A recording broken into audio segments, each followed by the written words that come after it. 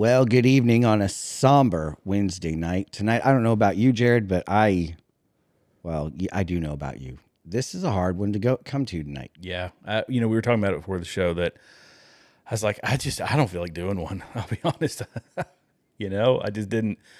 I didn't either. Yeah. I didn't either. But I do. I know I feel exactly like you all. I'm sure I feel like it needs to be done. Yeah. The conversation has to be had, and it's being had all over the internet tonight. Yeah. Yeah. But for the people that follow us, I mean, obviously you're here because you want to get our perspective on it. And yeah, I was glued. I'll be the first to admit I didn't get a ton of work done in the latter part of the day. Oh. I didn't. Yeah, it's like I was just glued to X, and I saw the video when I saw the close up. There's the long distance shot, and I'm not going to replay it. Everybody out there, because we've got some folks on. We've got quite a few folks over on Facebook and YouTube and on Rumble. I'm not going to play the video. If you want to watch it, you can watch it. But there is a close up video, and I'll be honest, I like almost like sitting right there in my office was like about to just pop because I was like, I knew, Yeah, that video, that's the one you sent, was telling. You knew just the amount. It was like, this is it. I mean, he's... And there was a lot of folks saying that they held off for a long time because One America's Voice, or not One America's Voice, oh my gosh, the channel that carries his show every day, his daily show, that's also on the radio. Yeah, they came out before anybody else and said, yes, we've lost Charlie Kirk. And at that same time, all the other mainstream outlets were saying that he was in critical but stable condition. Right, they came out and stabilizing. Said he's gone. Yeah, but it was watching the video. And I'll be honest with you, I wish I hadn't seen any close-up videos because that's all that was being shared on X. Yeah. Nobody needs to see that. I don't think. Or I don't know. Maybe some people think they do. I don't know, but I don't think I needed to see that. But it's very disturbing. We were in the pickup line getting the boys, and I think I told you all. I felt very I just felt faint. Like I just felt very just in shock. And I've kept that there's just been a feeling, in my chest all day that it's just like anger. Anger is like sadness and anger are, but really anger is just the prevailing feeling that I have. And I don't think you're dissimilar from any other American who respected Charlie Kirk and what he was accomplishing. And it's those larger than life figures that you think this is never going to happen to them. They're meant to go on, and he's meant to lead the RNC, or he's meant to lead the next big massive conservative movement into whatever. So it never crosses your mind, and they're going to go after the president because they went after Donald Trump. But a guy who goes to colleges who all of his messaging, by the way, is the scripture. It is Christ. He comes at it from a very strong Christian perspective. As a devout Christian, you think, no, that's not the guy who's going to be whose life is going to be cut short. His family's going to go on to be the next Rush Limbaugh or whatever it happens to be. I mean, that might be a bad example, but you get what I'm saying. Because he's not trying to pick fights with people. He's literally having an open mic. Here's what I think. Tell me what you think. I'm going to tell you why. I'm going to listen, but I'm going to tell you why I think you're wrong. You can respond.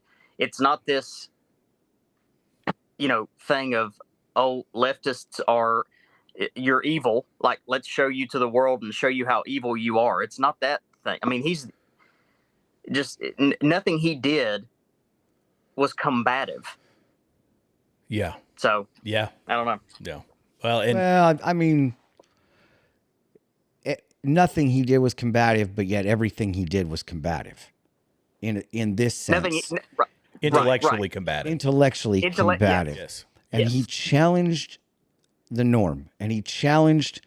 It was like watching a master class on apologetics every day. And apologetics is arguing having the information to argue your point, right? Especially when it comes to scripture, where he knew his stuff, he was able to speak with authority, and he was able to challenge the narrative. And so many of our here's what it really did to me, and following him all these years and watching him rise from, remember the old 10 by 10 it looked like a lemonade stand when he started, right? Prove me wrong. And just like watching those all the way up to now where it's just thousands of kids and, people showing up. What he did was he challenged the establishment. And I think it's interesting when you look at what Charlie Kirk and figures like him are doing. They're the counterculture. What used to be mainstream American beliefs, common sense, right, it's now counterculture. It's now you've got all these young adults coming to this stuff because it's not what they're being told. It's not their, Yeah. And so it's almost like this revolution that was happening on these campuses. And I wonder, we talked a little bit about this before the show, but what was his impact? We see thousands and thousands of young adults giving their hearts to Christ on college campuses. Yep. This back to school, it was almost at a fever pitch revival. And Charlie Kirk had something to do with that. I'm convinced of it. Absolutely. Where he caused the question to be asked. And, when I was always taught when I went to Bible college, we were taught if you can get somebody to question Jesus, they're going to find the answer. It's that simple. Get them to question. They'll find the answer. And that's what he did. He was a master at getting people to question and stop and pause and go, why do I believe that? Right. What is true? Well, that's a very combative place. This is in the culture war, and that's what he was fighting. He was fighting the culture war as a man of Christ. Yes. And that puts you in, people that are surrounded by academia. It doesn't put you it puts you at an advantage, I believe, but it's a very difficult position to be in. And I was listening to, I think, Ben Shapiro, who talked about how his communication. He talked about his ability to communicate, his ability to debate, all of these things that he perfected over a relatively short period of time, and how when you start getting to that pinnacle, it's like the guy had what he wasn't even to the pinnacle yet of what he could have done with Turning Point USA and what other people will do with Turning Point USA. I'm sure his legacies, they're stopping that legacy, but it's he went into the arena of the culture war, and he was winning, and I think that's why they felt that they had to remove him because they couldn't win on ideas. So, you just look at it from this side of the fence, the conservative side of the fence. This is silencing your opposition by unaliving them. Yeah. Silencing the voice of dissent by eradicating it. That's right out of the evil playbook of. It's evil. Yeah, that's all it is. It's Hitler. It's Mao. It's like you just can go on down the line, right? With Marxist stuff and, Yeah. But it's so interesting, Jeremy, because we are the party of Hitler, right? Yeah.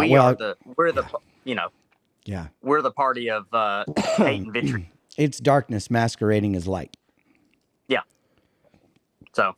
Except that, you can read that there, Ben. I know Ben's remote tonight, but this is the type of stuff. This is one of literally hundreds of examples I could give you. Oh, yeah. Probably thousands or tens of thousands of examples I could give you online where people laughed about this. On TikTok, they were coming out and dancing. I've got several of the videos, and I'll be more than happy to show them. People dancing about this happening. The fact that a father of a daughter and a son with a young wife, they'd only been married for 4 years, have 2 kids, and because of ideas, this is the end that they decided to. If this is you and you're celebrating this, go join Hamas. Right. Yeah. You're doing the same thing they do. Let's celebrate murder. Let's celebrate disgusting behavior. Yeah.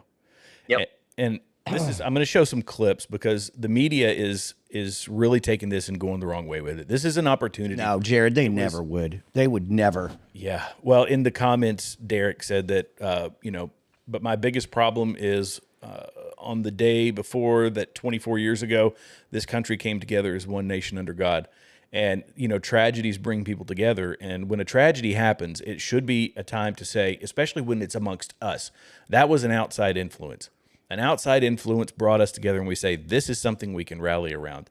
This is internal. Yeah. And people like MSNBC, ABC, CBS, they could say, maybe, just maybe, after the president twice, after Charlie Kirk, after all the political violence we've seen across the country, that maybe this is a time to say, stop. Enough is enough. And instead, they chose to politicize this, and even going to the level of saying, and I'll show a clip here, essentially where they say that he deserved it because, you say mean things, you say hurtful things, you should expect to be hurt. And I think this is the effect that they're going for. MSNBC every time. Yeah, every time. And a lot of people are calling for their license to be revoked. Yeah. Which I don't think is a bad idea. But what was just said, he's been one of the most divisive, especially divisive younger figures in this, who is constantly sort of pushing this sort of hate speech or sort of aimed at certain groups. And I always go back to hateful thoughts lead to hateful words, which then lead to hateful actions. Oh, so it's his fault is what they're saying. But you know what? We could all turn that right back around and say exactly. Yeah. Exactly. Well, it's two sides. If you tell all of us that, if you tell people that, we're all Nazis and trying to, exactly, what do you think's going to happen? Yeah. So I see what you're saying. In that respect, he's right. Hateful things. Yeah. It's the hate, but they're obviously implying he's saying hateful things, and all he's doing is applying all he's done for his entire career is try to teach people to apply common sense to politics and their worldview. And it's not that complicated. It's a simple exercise in logic, and this is when you replace God with other things, and therefore attacking if it's not attacking, but even challenging you to think differently about gender ideology, to think differently about socialism. He would talk about that. All these immigration. Like here's an alternate point of view. Now challenge me with your opinions and your thoughts. When those things become your God, when those things become the most important thing in your life, then they see him they saw him as attacking those things. And it wasn't. He was simply giving them a logical exercise, agree with it or not. And that is not something worthy of losing a life. But the hatred that he would face. I mean, I know we've got some clips and some footage of his banter with people, and I used to love watching it. And there were times where he walked away, it wasn't a victor attitude. He was just, it was like there were times where people challenged him as well. And he was open to that. He would listen. He wasn't just dismissive. He would listen to people, and he genuinely cared about them. Yep. And that's what really I think gets to me is that, they took out somebody that was actually concerned for them, for their soul, for their well-being. I mean, Jolie says, my heart is broken for this broken world. And I agree with her 100%. And what the world did to Christ, they will do to you and to me because we follow after him. He said it. They're going to hate you because they hated me. Right? Yeah. He said that. Where you've got to realize that, yes, we are in a broken, fallen world. And when you show them compassion by telling them the truth, and we've said it on this show many times before, when you're not telling people about Christ and about their sin, when you're not confronting them, not in anger and aggression, but in like, God's got a better thing for you. This isn't his best. What you're really doing is saying, you're not worth my time. If you're not willing to stand in there and say, I love you enough to tell you the truth, that if you don't give your life to Christ, nothing is going to be able to help you. And there will be a day of reckoning. And on that day, you will stand before a judge, and it's going to be determined your eternity, separation from God or with him for all eternity. You have got to change your living. If you're not telling people that, then you don't love them. Yeah. Yep. And he loved people. Mm-hmm.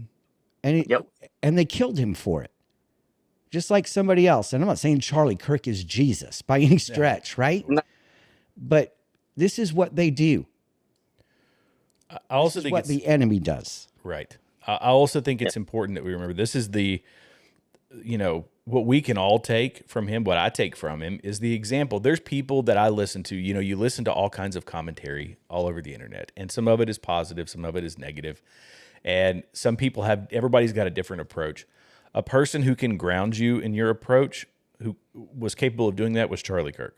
Absolutely. And his, praise the Lord that his content will exist forever and ever on the internet with billions and billions of views. Yep. And that we can go back and find Charlie Kirk videos, because if you start getting too aggressive and you become ad hominem, you start getting too aggressive and you're not attacking ideas, you're just spouting nonsense for the sake of being angry.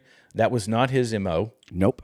And that I used him that way. I would say, there's certain online figures when you're creating online content all the time that you like to listen to, because you're not just listening to yourself. You're reading content, you're listening to other content to find out what's going on. And consistently, for a biblical message, for me, Mark Driscoll, I love going to Mark Driscoll. And there's other people, but he's like one of my favorites. Yeah. Charlie Kirk is one of my favorites to go to, like along with others. Jack Hibbs. Yeah. But you touched on something really great, and I would challenge people with this.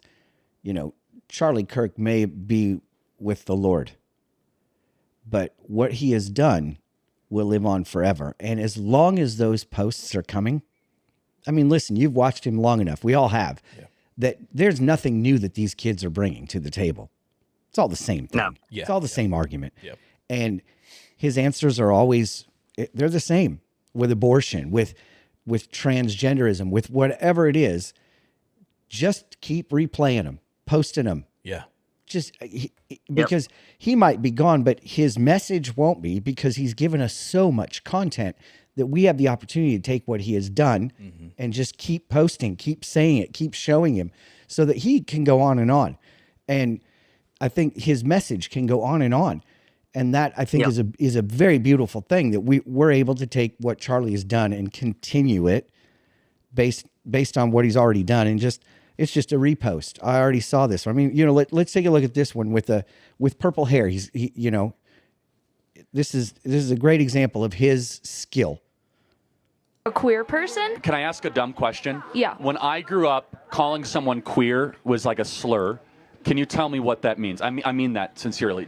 And how is it different than just saying you're lesbian or bisexual or gay? So it can be different for everyone. It's a spectrum just like anything else. And for me personally, I like everyone. No, but what does queer mean, though? Queer, it's just a label. What does the label mean? It's different for everyone. I'm not trying to put you as a trap, though. I mean this, because when I grew up, if I called somebody queer, I'd get in trouble. Just give me like a working definition. Yeah, so queer is just something that you identify as with your sexuality. It can be related to gender too. Right, but how do you know once you achieve queer? Can you give me saying that anybody can be it doesn't tell me what that thing is. That makes sense? So it's literally just a identity. Right, okay. But right, but like what is that identity? For example, if I were to say I'm a conservative, let me give you an example. Yeah. A conservative is someone who believes in small government, strong borders, American exceptionalism, the Constitution. How would you then give a definition of queer that someone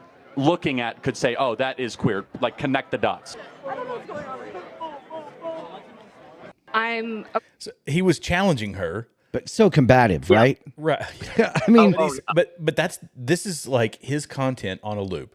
You tell me what in there saying, define your worldview. He's getting people to explore their ideas, to explore what they've been told. Right. And somehow that in and of itself to the people on the left is hateful and vitriolic. And he's saying, no, just explain it to me. Like, at the very least, this young lady probably left there saying, okay, I can't even define what I'm calling myself. Maybe I ought to either figure this out or stop calling myself that. Yeah. And he was changing a mind at a time like person to person.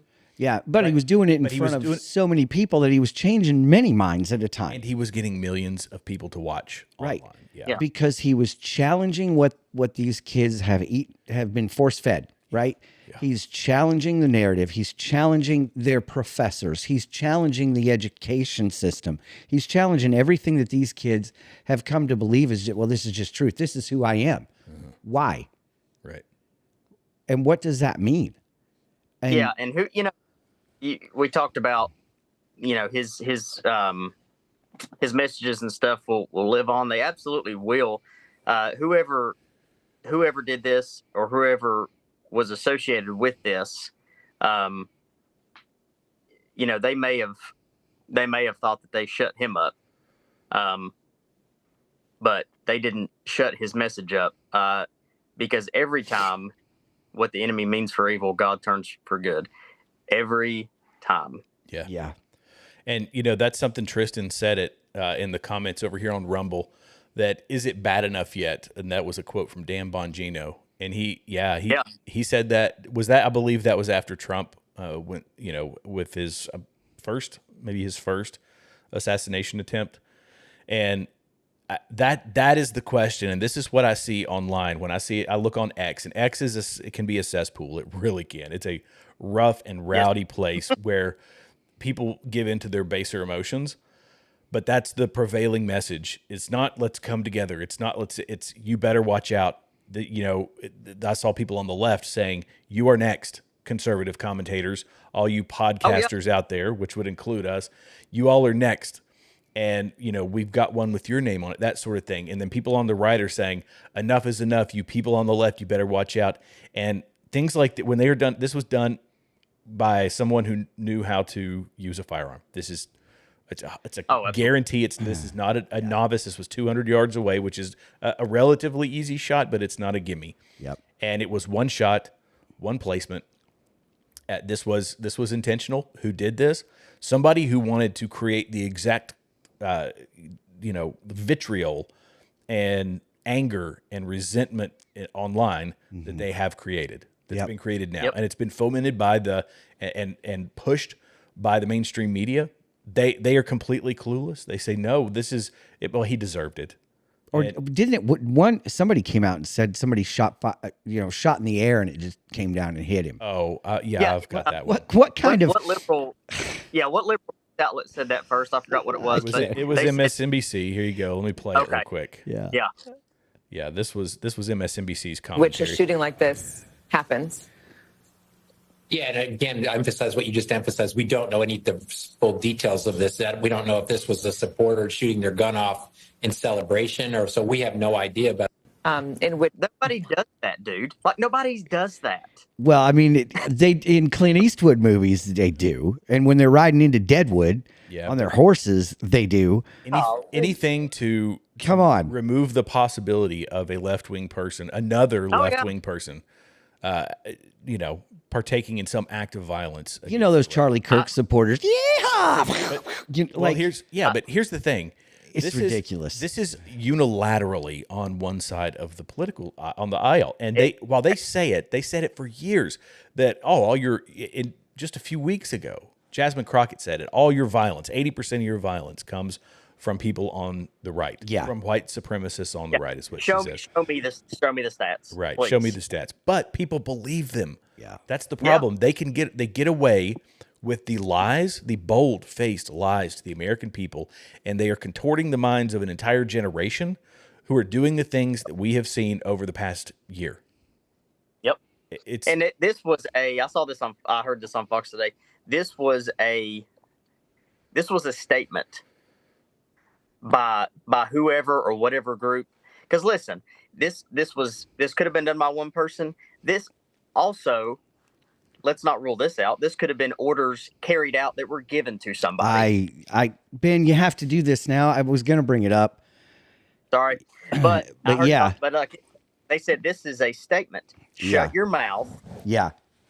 And don't say this or you're next. Or it was Jared's comment where it is a group of somebodies who go, we can rile them up real good with this one. Yeah. we're gonna split it right down. We're gonna crack this puppy wide open. Yeah. If we can get rid of somebody like that, we failed with Trump. You know, it just goes on and on and on. And it's like they can get rid of that kind of a figure. It's going to cause a rift. And then you're going to watch these old white boys grab their rifles and start civil war up again. And it's like, first of all, nobody's calling for that. Nobody's doing that. And and the last time I checked, conservative white boys are actually in power right now.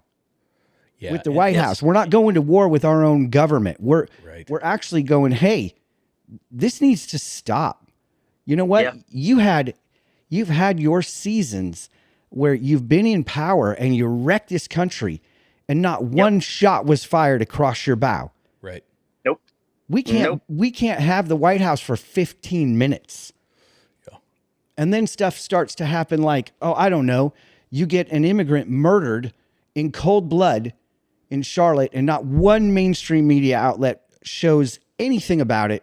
Why? Because it doesn't fit their narrative. It was a black man killing a white woman. Yep. And if that was a white man killing a black woman, Charlotte would be burned to the ground. Or if they do show it, it's, well, now the right's making a little bit too big of a deal about this. Right. Right. Right. I'm like, okay. You can't make this stuff up. It's a circus. Yeah. Yep. And the media is a circus. But if they wanted to fight us on this, sorely mistaken. This will bring us even more together, but with a caveat, we're pretty pissed off about it too, though. Yeah, they took something from us today. Yeah. Yeah. I think that's the best way to look at it. They took something from us today. And you know what? Yes. We know and guess what? Liberal media, our thoughts and prayers are with Charlie's family. Yeah. And you know what? Charlie's family appreciates that. Yeah. And they'll continue to be. We'll lift them up. And, I pray for her. I pray that there's already been, that family's been blessed. He has been blessed. Watching him rise, it has been amazing. At 31, to build the empire this young man has built, the family he has built. God has blessed him because he was faithful and did what God put on his heart to do, and he was unashamed about it. And he was the epitome of, here I am, Lord, send me. Yes. Yep. And God did. So, yep. And I don't think anybody's ever going to understand the stress that that would be under. You think about running any organization. The most people I've ever been responsible for was 178 people. And that was wildly stressful. He had thousands of employees, tens of thousands of volunteers. He was raising hundreds of thousands or hundreds of millions of dollars to try and, bring some enlightenment and bring some conservatism back into America. Bring some hope. And he still spent time with his family. Yeah. He still had time for the Lord. Mark Driscoll today, in his message, which was, the guy broke down. They were close. And he said he would still text me things if he had biblical questions, and I would do what I could to research and give him answers, despite all the things. When we always, and I do this, I'm guilty of it like anybody else. I look at these people like Charlie Kirk, and I say, when I'm not spending time with my family because I'm buried in work or I'm buried in something else, they're doing it. I really don't have an excuse. I just don't. And I think that's what other Americans should take away from this is that it's not just Charlie Kirk, but people of his ilk who build something great and still have time for family, for health, for, all of that. It challenges your manhood. Yeah. In a way, right? It challenges you where you sit back and go, wow, I was able to binge watch. You know what I mean? I binge watched this show or whatever. And it's like, that was hours wasted. Yeah. And I sat back and justified it by, I needed that. Yeah. What did you need? Like this guy spilled everything he had and poured everything he had into the message of the cross and presenting it to people in a way that made them think for just a minute. And that's all it takes. And then he was able to prioritize, like, I know I'm exhausted. I'm going home. Yeah. I want to be with my family. And It is really humbling. It's very humbling to see those kind of lifestyles. I know pastors that are able to do it too, where it's like, listen, my phone's off. Respect my boundaries. It's like, wow, dude. Wow. That's a way to live where you go, yeah, enough's enough. Yeah. This is for me. This is for my family. This is what's important. You can wait. And I respect people that do that. And I wish in my own life that I had lived by those rules in the past. But it's great. You can always change. Start. Yeah. You can always start and go, you know what? Never too late. Old, if you're old like you, or you're getting old like me, or if you're young like Ben, we're three different decades, really. We're three different decades. This looks like a leather chair is actually a wheelchair covered in faux leather. What's crazy to me is his message. A lot of people misunderstood it. His message was conservative politicism, yes, but when it all boiled down to it, it all pointed to Jesus. Yeah. Every bit of it. And they killed him for it. And it just happened to be that those are the stances that, that tend to be what Christians take. But it was never oh, the right's wonderful and the left is, terrible. No, it all pointed to Jesus. And that is what's dangerous to people. That's what's dangerous to people who do not agree with him. Well, and what's dangerous about it, Ben, and I love that you use that word, because what's dangerous is it's not the Southern Baptist pastor's view of transsexualism, where you're going to hell, get your life. It is a loving disciple of Christ saying, hey, I want to try to understand where you're coming from. Help me to help you. And this is what I believe. You might not believe this, but this is what I believe. And it was never done in a condescending way. It was always done in a way that would cause people to pause and go, huh. Oh. And that's our job. Yeah. That's it. And he admitted that occasionally, I was listening to him in an interview, and he said, sometimes I get too snippy. Sometimes I get to be a smart, but he recognized that he was self-conscious. Sure. He's like, I'd have to recenter myself. But here's the other thing, that these people who are out here saying he got what he deserved, that maybe you shouldn't say things like this, maybe you shouldn't challenge these things, and just let people live their lives and, la-di-da-di, everybody do exactly what you want without any opposition at all. And if you oppose them and they get mad and they take your life, because again, we have had conversations about people who have said that is these are people who they have no respect for free speech, period. Correct. If a man can't go into a public space and express his opinion and offer to let people come and debate him, you're not mandated. Nobody is using force to bring you in front of them. And they say, but you still shouldn't do it. Then you're not no free speech advocate. Right. You are no constitutional person. You are an authoritarian, is what you are. Right.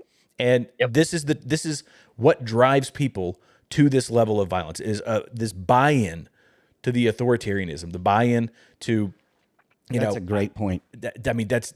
And, I like, hey, people listening to us, there's people who disagree. We've had discussions on here.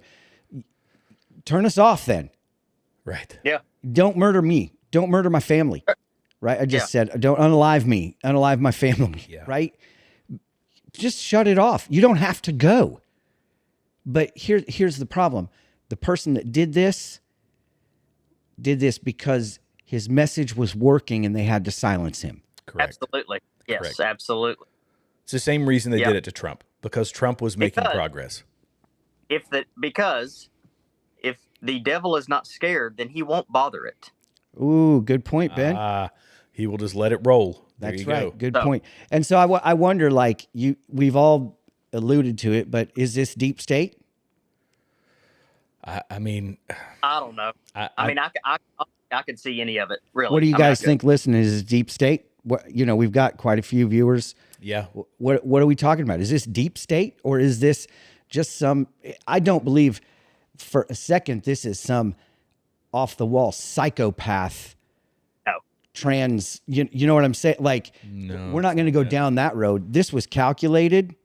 It was well thought out, and it was done with intention. They knew they could. There's several people behind this. Yeah, well, the suspect they had in custody that they released. Yeah. I heard that somebody had said that they heard him say that he would do it again. Yeah. There are the latest I heard where there are the first one that they had in custody, and I don't mean to talk over anybody, so you just like let me know if I do. The first one is was an older gentleman who they found out didn't have anything to do with it. The second one, before we got on here, I read they had a second person in custody. They also determined that he didn't have anything to do with it. It's a little odd to me that you would go over 2 in that, but with all the technology and stuff that we have, so because we just want answers, right? Yeah, I mean that's what we want. So I don't know. No idea. You know, we know so little. We know so little about the guy that made the attempt on President Trump, on both of them. We know so little about them. I am really hoping and praying that we don't get into another situation like that with Charlie. Yep. I mean, it's but we have to brace ourselves for that very real possibility. And the withholding of information, I believe that the withholding of information about what happened to Trump, the withholding of information, both attempts, if there's withholding of information talking about this, it's going to be used to continue to divide us. That's why I believe there's deep state connections to this. Even if the person is not connected to the deep state will use this to leverage against Trump. I mean, there's thousands of people there.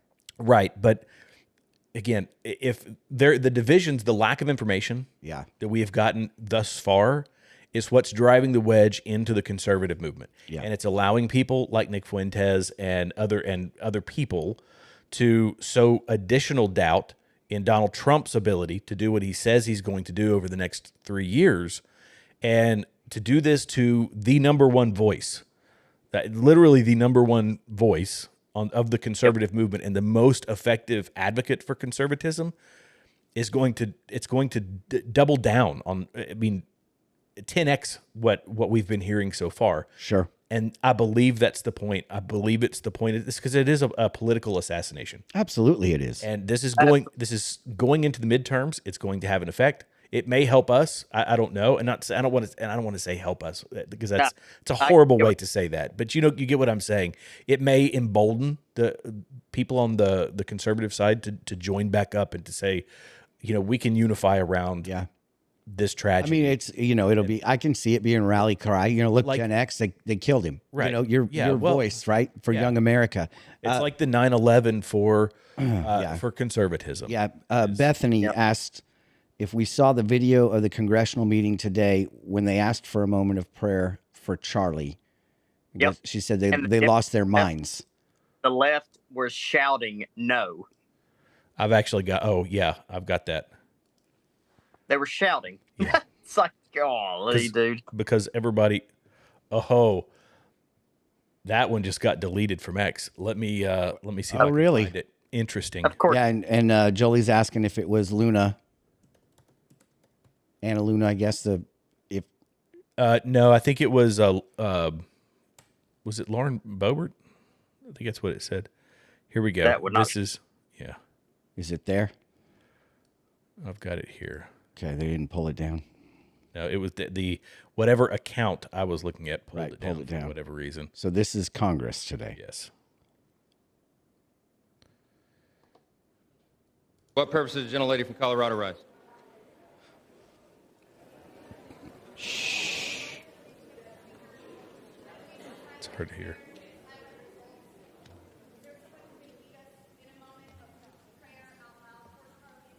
She said, "Can we have a prayer for Charlie Kirk and his family?" Let's. Wait a minute. Wait a minute. The House will be in order. The House will be in order. The House will be in order. Yeah. That was their response. You can hear them yelling no. Yeah. I think they said I think it was Crockett was whooping and hollering about why would we.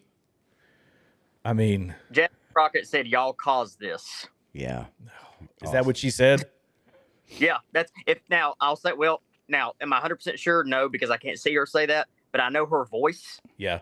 We all know her voice, and it sounded exactly like hers. You know So what? It somebody did. said- And I also, when she said that, I got whacked with an eyelash. So I think it probably God. was her. But yeah, Wayne Johnson's, he fears that this is the beginning of violence against conservatives. I think, yes, but it's always been there throughout history. When you take a stand for Christ, you can expect something to happen to you, and it's something you sign up for. He says it's going to happen. Persecution is going to happen, and we're already seeing it. And the truth of this is we're talking full on Charlie Kirk tonight. There was another shooting in Colorado today at a school. Yeah.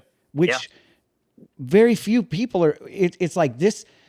He was such a polarizing figure because of his stand and his vocal ability to convince people and to have a dialogue and a discourse with people where it's like, we don't agree, but I like you. Right. Give me a hug. Like it was like he was just a dude's dude out there doing his best. And this really shook the conservative nation today. We lost a warrior. Yeah. And I think what's sad is this, this is taking away, and I don't want it to sound more overtly morbid, but nobody's talking about these poor families in Colorado like they should be. Our thoughts and prayers are with them today as well. Like, anytime this violence happens, it's tragic. Yeah. Especially when it's politically motivated. Yeah. It's disgusting. This is like Germany today, right? Yeah. Be a conservative in Germany. See what happens to you. Well, and I think that this video, because I feel like that's something we also have to continue to drive home, is what we were just talking about in Congress. And this is a separate video in TMZ. Did you all see this video? No. I did not see that. This is TMZ. Listen to the background and find out what gets announced about 30 seconds after you hear what will be noticeable. Listen to the background. I would think that that's one of the main reasons they're holding this news conference. So my guess is we're going to see an image of this guy possibly in the next 20 minutes. The news conference is scheduled for 3 o'clock in Utah time, which is 2 o'clock Pacific, 5 o'clock Eastern. Janet, go. You hear that? Go to. That's when he passed away. It's cheering, have somebody and then, look and then at here he goes. The, he gets told the message. Trump just posted that Charlie Kirk is dead. And TMZ is cheering. In the background, you can hear everybody screaming. The guy runs over with the message. That is what we're up against. That is a level of evil of, anybody who ever says, good versus evil, people are generally good. It's you don't know what's going on in this world. You don't know what's going on in this world. I want to say something. Like, if there's anybody listening right now or whoever listens to this in the future, if you think that the three of us or anybody, I can't speak for anybody else, but the three of us, I feel like I can. If you ever think that we would do the same for anybody on the left, you're crazy. Like, as much as I disagree with Jasmine Crockett or Biden or any of them, I don't want anybody to die. No, I might make fun of them, but never. And I said that word, so who knows? Yeah, we're already done. We're still on YouTube, so they haven't kicked us off yet. We don't want that. There's only one party that seems to be fine with it. And if you are, there's probably I'm sure there are some radical right wingers that would be okay with that. I know. But like the genuine conservatives don't want. Yeah. I mean, we started this show. When we started this show, we were all about making fun of Hunter Biden. Remember that, Ben? Remember, it was like because it was just like watching a train wreck. It like a serious, like heart-wrenching train wreck. And I remember one episode where we were talking about it, and we were making fun of him for coke or whatever it was this time, right? Yeah. And I remember specifically saying we need to pray for him. Yeah. Like, he's a soul that Jesus cares about. And while he's making horrible mistakes that the rest of the world gets to see, we need to pray for him. You might not agree with what Charlie Kirk was saying. I didn't agree with what Joe Biden did or what Kamala stood for. I don't agree with killing babies in the womb, but I'm going to pray for you and not go out and unalive you for it. And we can have an argument about it. You can hang up on me. That's fine. I'm still gonna love you. And I don't think any less of you as a person because I disagree with you. I pray every person the image of God, and we are called to love them. That doesn't mean we are called to accept the things they do. No, there's a difference. We are called to love them. And it is so clear that the other side does not get it. Yeah. Yeah. Love does not mean acceptance of everything. No. It's the opposite. This is what we repeat on a loop is right. We cannot bang this drum enough. No, we can't. I love you. I do. But if you are doing these bad things, I can't, it's on me to, like, I'm irresponsible. I'm not showing the appropriate level of love if I don't tell you that. And that's what Charlie Kirk did every day. Every day. And yeah, he admitted, like I say, sometimes I would get too snippy. Sometimes I would get too whatever. But that's because he's a human being. You know what I'm saying? And he had the humility to admit those things. And I like what Bethany says. Demonic spiritual warfare. Yeah, I actually just put it up on the screen. And I think I think when you are confronted with demonic spiritual warfare, there isn't a person listening to us that has stood in the trenches to somebody who is fighting a demon in transgenderism, right? That is fighting a demon in all these mistaken identities and this confusion and everything else. And Charlie Kirk was directly dealing with these people who were demonically oppressed. I mean, he had kids coming up that were, Satanists, so quote unquote, who would argue with him. And it's like, you're not a Satanist, dude. You just got done playing Dungeons and Dragons in your mother's basement. Don't give me this, but he would go toe to toe with the gods of this world every day because they were the ones that were oppressing these kids. They were the ones and he would call them out in a sense. Yep. And the enemy does not like that. He would say stuff or they would say things. And I've seen countless videos of this. They would say things and the crowd would boo like crazy. Yeah. And he'd say, no. Let them speak. Yeah. Yeah, rather than silencing them, let them speak. Yeah. And what does he get? He gets silenced for that. I think that's a great lesson for all of us. It's simply the standing on truth. Like you're in this world for a fleeting moment, and you never know when that's going to be over. So every time that you skip out on being true, telling the truth to someone, exposing someone to what is actually true, they might believe you or they might not, but you're doing a disservice to those people if you don't do it because tomorrow is not promised. That's another thing that in my mind, you get into the daily grind and you're not really thinking about that. You're thinking, I've got to get through this day so that I can get to the next day so that I can get to the next day. And we're just not promised that. So yeah, Charlie Kirk did not let moss grow anywhere under him. The rolling stone gathers no moss, and that describes him to a T. And he didn't let an opportunity pass to express the truth to these young people.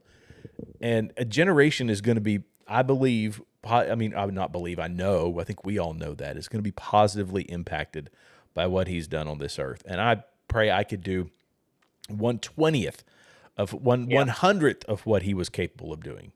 I would accept 1/1000th. Well, and not even what he was able to do, the strength and the fearlessness he had while doing it. Yeah.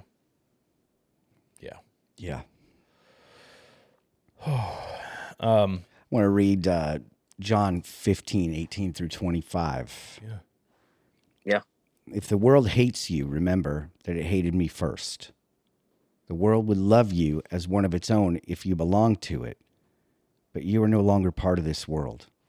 I chose you to come out of this world, so it hates you. Do you remember what I told you? A slave is not greater than its master. Since they persecuted me, naturally, they will persecute you. And if they had listened to me, they would listen to you.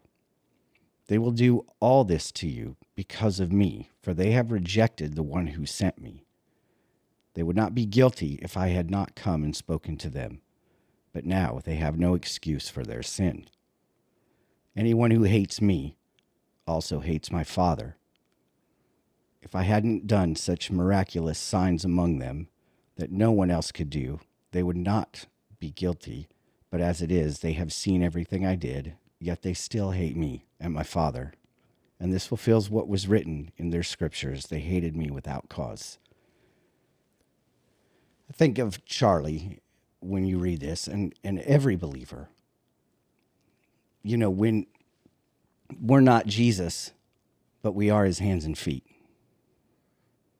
And he said when he ascended that all authority and power that he has been given to us to continue his ministry and to point people to God the Father, to point people to him. And when you're doing that, the world is going to hate you because you're exposing the yuck, the sin. And that's what he was doing everywhere he went.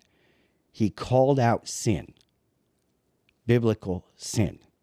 It is sinful to murder a baby in the womb. Now, God gives us grace in that if you've done that, you're forgiven. When you accept Christ, you're forgiven for these things. But when you dwell in that house of sin and somebody calls you out, it's very uncomfortable. But he did it in a way that was very Christ-like. He didn't look at what the world, the popular opinion. He didn't care about that stuff. He simply called a spade a spade. He simply spoke the truth.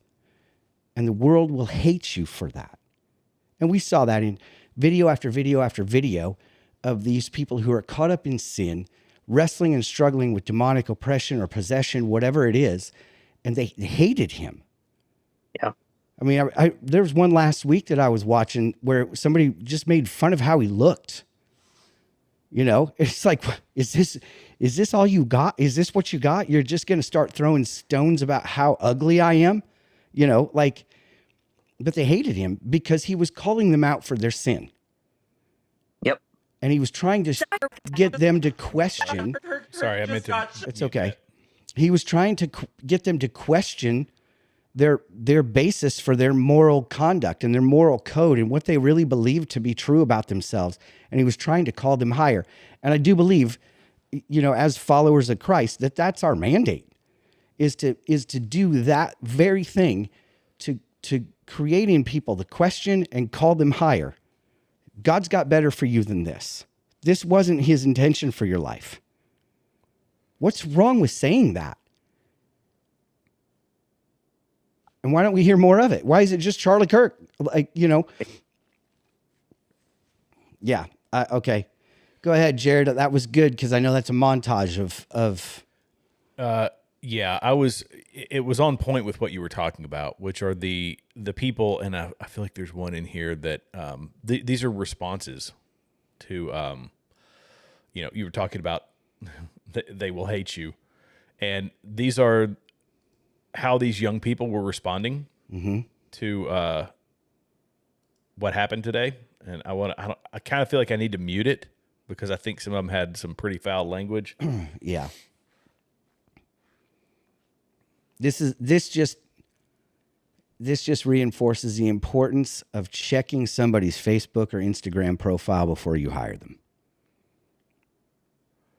Yeah. Yeah. May this woman never get a job. you know what I mean? Yeah, I just can't. The three of us, I can't fathom being able to do this and sleep at night, honestly. Yeah. Well, and this is going to be they feel like this is going to be a deterrent to people speaking the truth. I was listening to one of the guys from Fresh and Fit, I believe is what it is. Make it worse. I don't like them, but they were supposed to do another event, I guess, also at the same college. I don't think it was with Turning Point USA because I believe they're wildly different on a lot of their opinions about things, but nonetheless, they were supposed to do an event, and everybody's saying, no, don't go. They want to shut down the conversation. And they think that because they can get on TikTok and that they can get on X or they can get on whatever platform, Instagram, and dance around celebrating a tragedy, and can do so freely without the being worried about being banned or whatever, and that the mainstream media is really going to back up their perspective, that we've got top cover is what they're saying to people, and we're free to do it. And conservatives are not going to do anything, and they're right. We're not. Nothing outside of the law like they will. Yeah. Right. But I think it's important we remember it's the hard thing about having a higher standard. This is like fighting ISIS or fighting Al-Qaeda or fighting the Taliban. They don't care about the Geneva Convention. They don't care about the law of war, law of armed conflict. They don't care about having a moral code.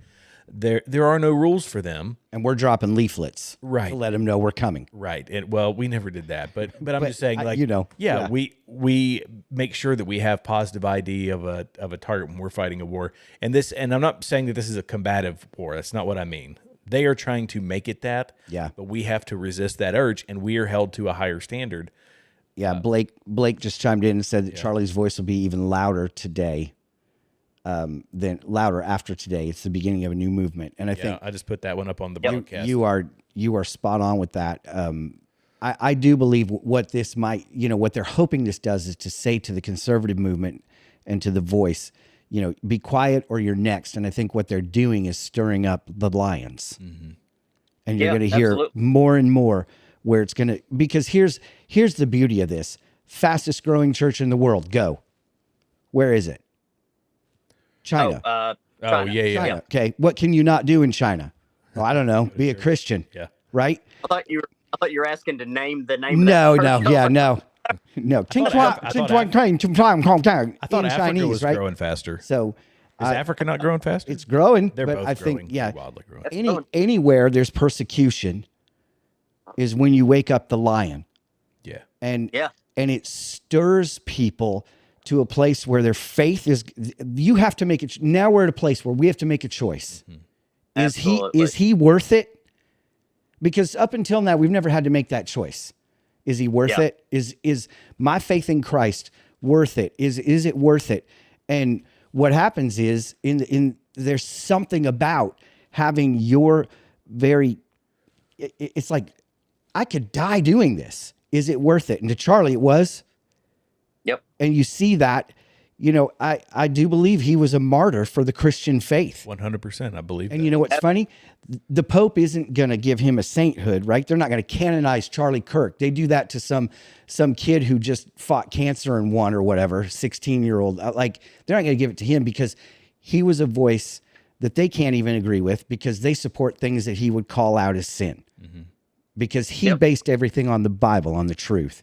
And they've gotten away from that. So they're not gonna give him that plaque, right?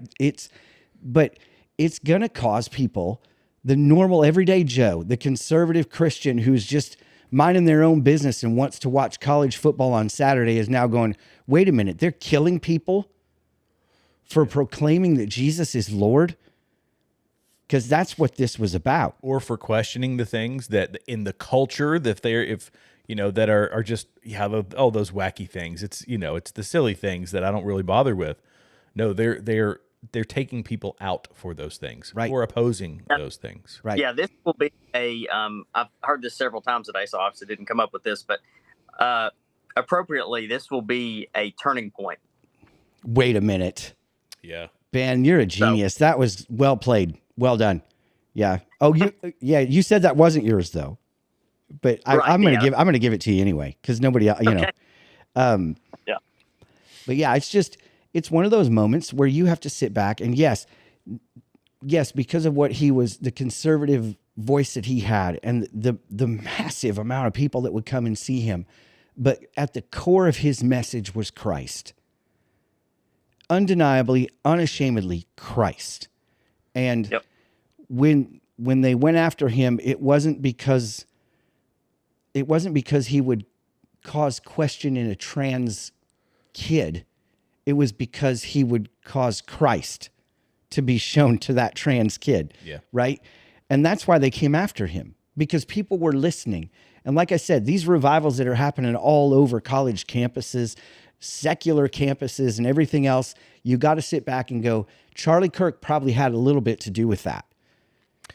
Yeah, Blake made a really good point here. He said the left has a worldview that is incompatible with coexisting with the Christian worldview, and this is becoming more and more apparent. It's absolutely worth it to fight for the truth, and Charlie died for it.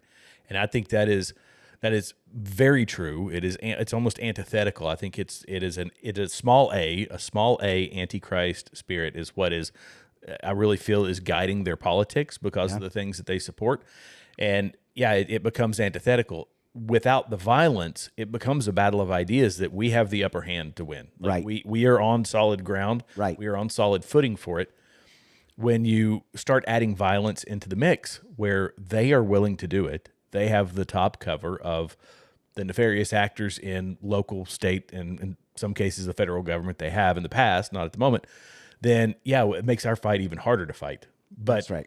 It's true. It doesn't, they don't align right now. No, they don't. And they're not going to. Hey, is that Blake? Is that, because I can't see comments, is that Blake Hogston by chance? Yes, it is. Yes, it is. Hey, that's my cousin. Thank All you, right, sir. there you go. I'm sorry, Blake. I'm sorry you can't see the comments. Sorry you can't see the comments, and I'm sorry that Blake's your cousin. So, at any rate, I mean, you look at this we can look at this as like this is a turning point, raising up lions, all those things. But really, let's put it into the bigger picture, into the context. And I love my favorite, and Ben, you know this, you guys know this. I love to read the word, zoom out. I love to get the bigger picture. I love to see the context. I love to see all of those things. And this really is, this really is part of, I believe, the end time stuff ramping up. In America, we're free. We're free to worship on Sunday. We're free to this. We're free to that. And we're not going to be persecuted here. We're not going to tell that to the believer in Dearborn, Michigan right now. Oh, I don't have to worry. I'm a Christian. I'm going down to the church in Dearborn. No, this isn't safe anymore. It's not safe to do that there. And so I just feel like we're kind of, turning point. I would call it a tipping point when they start to take out our leaders. When churches are hiring armed security and off-duty police officers, or in the case of our church, armed on-duty police officers, right? You have to sit down and go, it really is. Persecution is happening in the freest nation in the world to people who believe in the core value and the root of the entire structure of the American movement, right? The core value, the 10 Commandments, the Bible, the Word of God, that we are all created with inalienable rights by our Creator, right? That there was a Creator. All of it's being questioned. All of it's they're coming against all of it. And that's in America. Look what's happening in Europe, all over the place. Look at England. I mean, the dominoes are falling rapidly. We're talking in the last 2 years. Look at what has happened. There's a war on Christianity that has the light shown on it like maybe never before. Yeah. Now, we always knew, you look at the numbers like, oh, hey, it's unquestionable. Christians are being persecuted and murdered all over the world, unalived all over the world, all the time. And it's always happened since the inception of Christianity. It's always happened. Know who's not, Christians are not the ones doing the persecuting and killing. But they're the ones suffering for tolerance. They're the ones that suffer. And because it's what's right. It's what's right. God could have created everybody to serve him, but he wanted people to love him. And so he chose to give us a free will. And a lot of people go with that free will somewhere else, right? But we're now seeing it in Western civilization where persecution is happening. That's what the Bible says is going to happen in the end days. They're going to persecute the believers. Yeah. but we were immune to it. But here's the thing: the tolerance piece. Tolerance to what degree? Because we have taken tolerance to the point of in a lot of ways, completely violating our Judeo-Christian principles. Oh yeah, I'm not talking You know what I'm about saying? that. So we're tolerant. And that comes back to us as a country. Even this is where I'm referring a lot. I'm referring more to. I'm not going to tell you have to follow Jesus. Right. That's the tolerance. It's not Islam. No, but I'm talking about from a governmental level. Sure, we have caved, and this is, I believe, what Charlie Kirk was trying to reverse. This was a big part of his effort, was to undo all the compromises that we have made over the years that have taken us further away from our Christian principles. Yeah, and that's the tolerance versus acceptance. It used to be you had laws that were, and I don't know where he stood on these. I honestly don't know, but you had profanity laws, and you had decency laws, and all of these things that existed around the country. And slowly we've whittled those away in the name of acceptance. And we've moved to the level of acceptance that we have boys trying to be girls, and they're in locker rooms, and it's see, you have to be acceptance, you have to be tolerant. Yeah. And we've gone past the line, and he was trying to pull us back. Yeah. And that's we're not supposed to be that type of that type of acceptance. No, that kind of tolerance isn't what a Christian does. Right. We have to stand for what we stand for. However, when I'm referring to being tolerant is to say, you know what? I'm not going to force you to believe in my religion, because you have to choose this for yourself. This isn't something I can mandate. Yeah. So Islam, on the other hand, mandates, right? You will or you will die.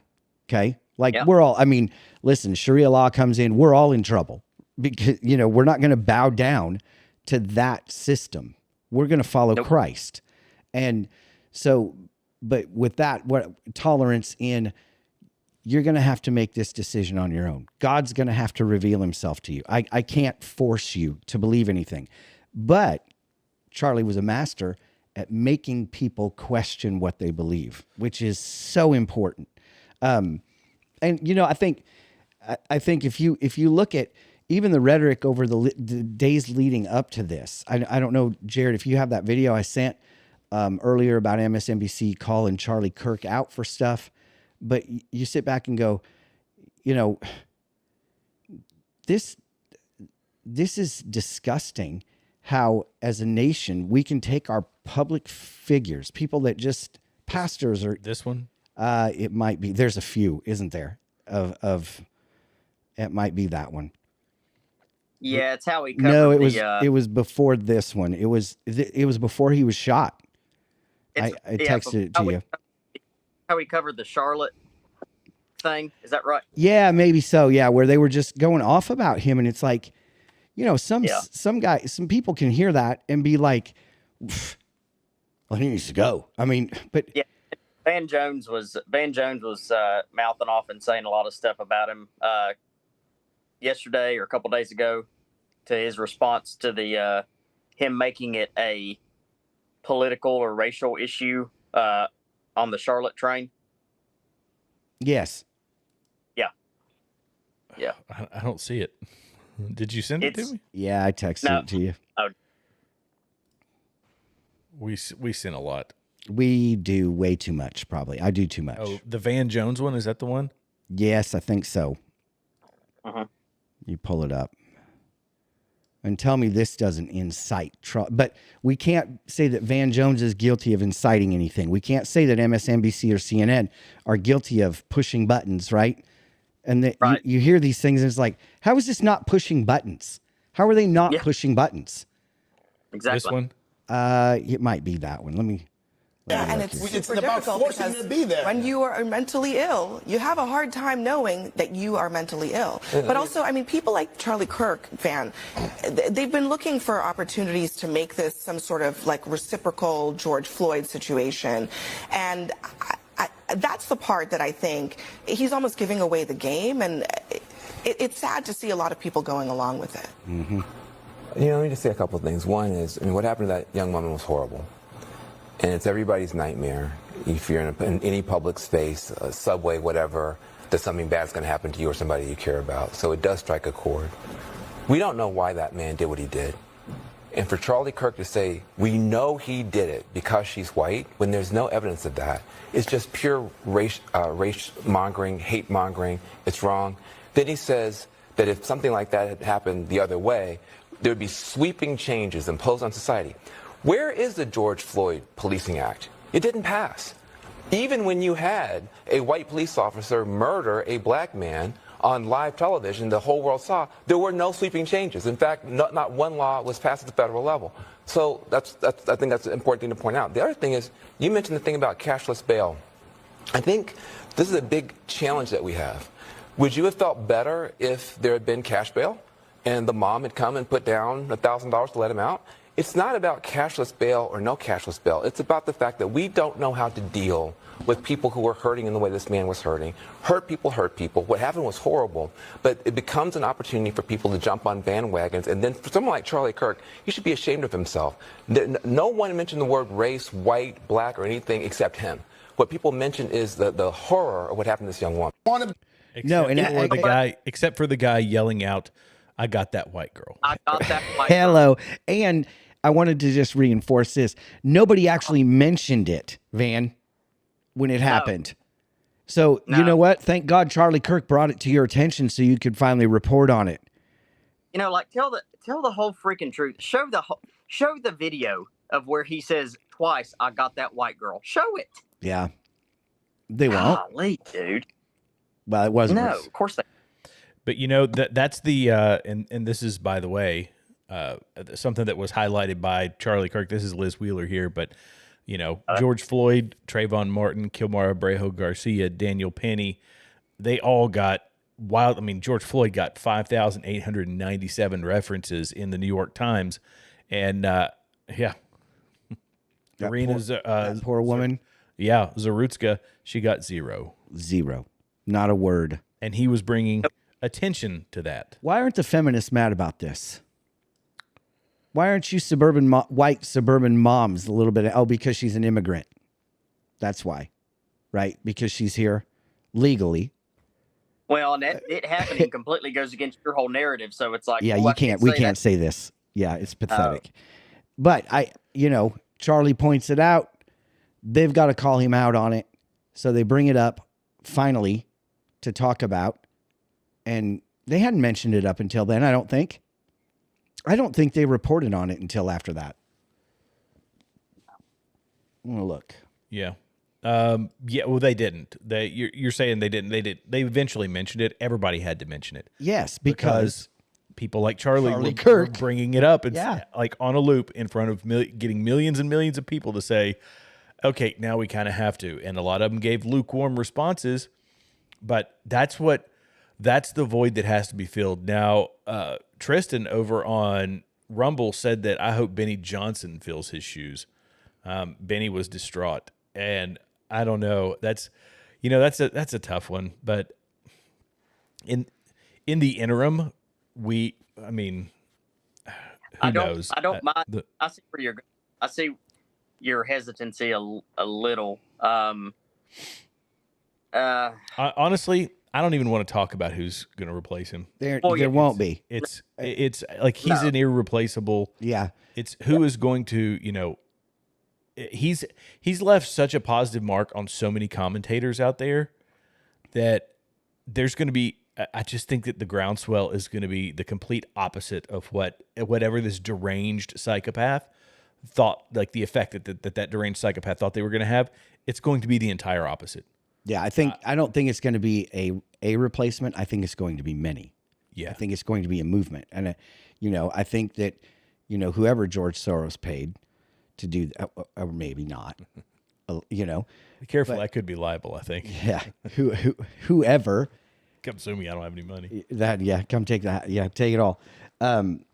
But whoever it is that's behind this, whether they're deranged or this is calculated, planned, and they knew what they were doing, you got to be deranged to do something like this anyway. Yeah. Even if you're a professional, right? You've got to be deranged. But I think that this might not have the effect that they thought it would have. In fact, I'm reminded I'm reminded of. Sorry, Ben. Go ahead. No, it's going to be like this rallying cry that, like when you said there's going to be like many leaders of this now. It's going to be like, okay, we aren't scared. Yeah. And I think the students are probably going to do it. You're going to have pockets of students doing this. I think it's reminiscent of, I don't know, Mel Gibson's Braveheart, when they killed him and had his head hanging on London Bridge and had his arms, you know, and it said it didn't have the effect that they thought it would. Yeah. It just riled people up where it was like, no, you didn't. Right. No, you didn't. I mean, Yep. I do pray for those youngsters. Yeah. Good gracious. Well, and I think, you know, getting back to, do we know anything about the Evergreen shooter today? What's that? Because I know 3 hospitalized. The last I saw. And the other school shooting, but I was trying to find out if they knew anything about this shooter. By now, you do know, like by now on a normal news cycle, we've all heard that this is the, you know, right-wing MAGA Proud Boy that just shot up a school in Evergreen. By now, Rosie's already posted about it, probably, right? Like that this is, you know, probably racially, Colorado. Yeah, racially motivated, probably, you know, like all the things. But as of, you know, 9:00 tonight, this happened at 1:30 in the afternoon.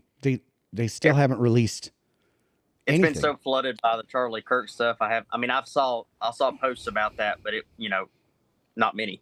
Yeah. Does anybody watching know anything about it? What are they saying? Who is it? I am. Yeah. If anybody's got an article or something, because what I pulled up gives, you know, the shooter had a self-inflicted wound. And okay, I'm sorry, but this Rumble comment. Yeah. Yeah, that's too crazy. I'm not reading that.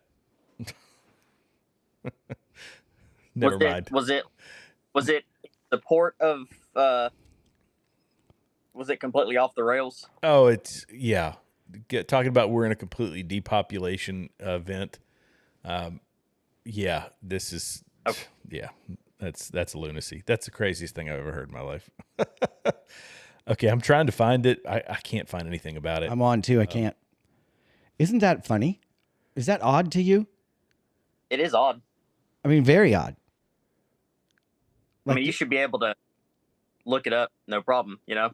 I mean, every other deal you've been able to. I mean, in real time, and everybody's talking about it. But because I don't know why, but they're not releasing anything. Wow. Things that make you go, That's okay. That's weird. Mm-hmm. That is really weird. Like, are y'all? Because I can't go away from. I think if I go away from my screen right now, I'm off. But like, are y'all in a search engine searching for that? I'm assuming. I'm in X. Yeah, I'm trying to find it in X. If anybody out there in the comments, if you have heard anything about the Evergreen, Colorado school. Yeah, Evergreen, Colorado. Yeah, 1 dead, 3 injured after shooting at Evergreen High School. Found it. Oh, I mean, I've read the article from today. The last thing they had on it was 4 hours ago. That's coming up on my search. 4 hours ago. That's crazy. Good gosh. They know the gunman used a revolver. Hundreds of witnesses. It was unclear whether the victims were targeted. I'm pretty sure. Sure they were. There was one that showed. It says, I don't want to release it because it's some random X user, and you know that's the problem. These X accounts, they are, golly, they will post anything. They will stir the pot and create misinformation. It's a bot. It's one of those phones in China and a case, you know, lined up in cases. Yeah, they just. Yeah, I don't see anything about it. I'm gonna check a couple of news sources. I do know that Jared Polis, the governor of the liberal state of Colorado did say, and I quote, my heart goes out to the victims and their families. Thoughts and prayers. Who was this? Jared At Polis. least he said it. Okay. Yeah, but they're the same people that said, keep your thoughts and prayers. Keep your- Now, but right, when yeah. it happens to them, it's thoughts and prayers. I think that's Yeah. kind of. But yeah, I mean, they know what gun the shooter used. They're not releasing a thing. Yeah. Yep. And I see, don't say anything.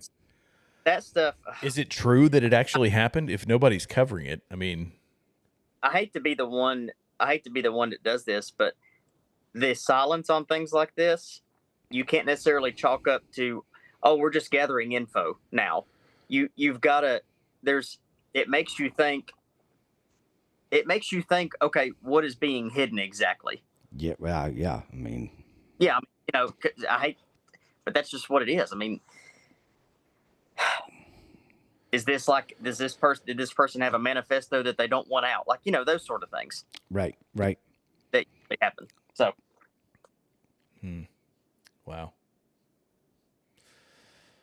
I don't know, guys. One student has passed away. Update at 7:44 p.m. on Wednesday today. That was before we went on, and they are just not giving anything. Colorado Sun. His name is being withheld. Naturally. And no motive has been given. Of course. Teenage boy fatally shot himself after critically wounded 2 fellow students. I have to play this. I think this is Charlie Kirk on George Janko's podcast. Yeah. These are the good things to, I'm going to play this. I'm just flesh and bone, but more importantly, I'm a soul. And that soul is accountable to one being. I mean, I've had an unbelievably blessed life. Been doing this now, it'll be 12 years on June 5th. Such a young man to do it. So young. Yeah, so praise God. I mean, I've been all across the world. I've met with world leaders. I've flown in Air Force One, got to know a president. I have an amazing family. The podcast, Turning Point USA, all that stuff. And so you experience that and you're like, what actually matters? What matters is your relationship with the divine, your relationship with your family, your kids, and maybe a close collection of friends, and your relationship with the truth. Wow. It's always so wild when seeing a video of a person who something like this just happened to. Because it's like mere hours ago, everything was fine. Yeah. Well, that is a gut punch, that video. I think that's something we should close. Like, and close I would out add, with. Play it again later. Could you send us off in a prayer, Jeremy? Yes, of course. Cool. But yeah, I think that's the message. Yep. That's the message. That's how he lived his life. Flesh and bones, responsible for being loyal and sharing with others, one individual. And tonight, he is hearing the words, "Well done, good and faithful servant." Yep. What a blessing, man. None of us are promised tomorrow. And I think that just underscores the importance of living a life knowing Christ, knowing your Creator. It's just so incredibly tragic. And yet there's so much beauty that comes in it. His family, his kids, his wife, parents, all of it, like the struggle they're going through. But there's hope. Uh-huh. And, we've celebrated a lot of people in our life that have gone on to be with Christ, that have passed away, so to speak. And we believe that to be absent from the body is to be present with the Lord. Mm-hmm. And I don't know how you do it if you're listening tonight. I don't know how you do that. without Christ. There's no hope. One thing is certain. One day you're going to be absent from your body. Somebody you know and love is going to be absent from their body. And without Christ, there's no hope. But for Charlie's family tonight, as much as his wife is grieving and mourning, there's also an underscore in her heart of celebration because her husband is with the King of Kings and the Lord of Lords. And that gives her comfort. It's not going to make anything easier. But at least in the middle of this tragedy, she knows she's going to see him again. There's hope in that. And I think the other thing that it causes you to reflect on is how incredibly short this life is. God has gifted us with a short season to be here to make a difference. And Charlie did that. Charlie did that. And in our own way, the three of us are trying to do that on this little slice of podcast that we have, you know. And I don't know, man, if God takes me home tonight, I want to hear, well done. I want to hear, yeah, man, you guys, you spoke the truth. It was uncomfortable. There were people that wrote things to you and said things to you that made it even more uncomfortable. Thank God most of those people are in Canada or wherever. But, you know, there's no greater joy than knowing Jesus and knowing where you're going after this life. And so, you know, if you're listening and you've ever had that question of like, what happens after I die? Man, get yourself harnessed to somebody that knows Christ. Pick their brain, ask them questions. Get in a church. Read the book of 1 John. Read the Gospels, any of them, that talk about the story of Jesus, the history of Jesus and how he lived his life. Because, friends, this life is not, there's one promise, and that is it's going to end. Mm-hmm. And for Charlie Kirk, it did today. And someday, for those of us that believe in Christ, we're going to meet him, because we believe that we're going to also be joined into the presence of the everlasting God that Charlie served and believed in. And so, I guess, Lord, we love you. I love you. These boys love you. And we just ask God that tonight you would comfort the Kirk family, that you would be with his wife, be with his kids. Holy Spirit, you are the great comforter. We just ask that you would do what you do best and just comfort them and let them know you've promised to never leave him or forsake him. God, we just lift up our nation to you. Let this be a time of healing instead of division. Let the voices of lions rise, not in aggression and anger, but in truth, in love. We pray that through this act of violence, through the assassination of one of your servants, one of our brothers, that thousands of people would come to your knowledge of who you are, that thousands of people would bow to the reality of a God that loves them so much that he sent his own son to die for them. And Jesus, that your name would be lifted up. We love you.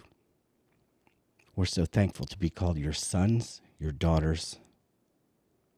We just ask, God, that your grace would shine on this nation once again. In Jesus' name. Amen. Amen. Bravo, sir. Jared, play the Kirk video one more time before we close out, because that was what he said was great. If you can find it. Yeah, I got it. This is the message, man.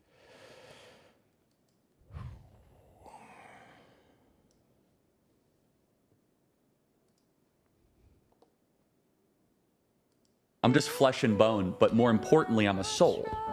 And that soul is accountable to one being. I mean, I've had an unbelievably blessed life.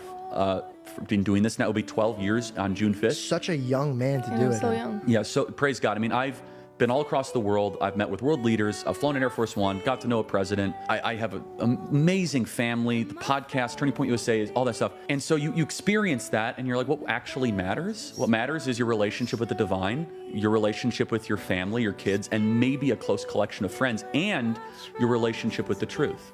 Boom. Till next week. There you go. Braver than the rest. Keep your eyes to the skies. We believe that our King is returning. Thank you guys for your comments tonight. Like us, thanks. share us, all the good things. We'll see you next week.